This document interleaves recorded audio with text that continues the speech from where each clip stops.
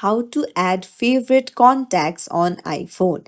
Hey everyone, welcome back to the channel. If you are new here, don't forget to hit the subscribe button and turn on the notification bell to not miss any updates. In this video, I'll show you how to easily add favorite contacts on your iPhone, making it quicker to reach out to people you connect with the most, whether through calls, messages, FaceTime, or email. So let's dive right in.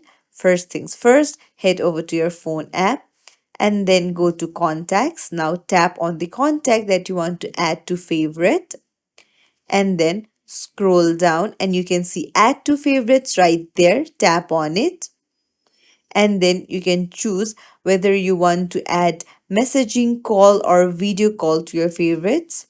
So I'll tap on call and then I'll choose phone and then choose the mobile number.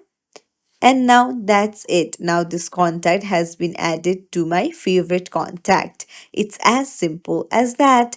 If you found this tutorial helpful, don't forget to like and subscribe to our channel for more tips and tricks. Thank you for watching.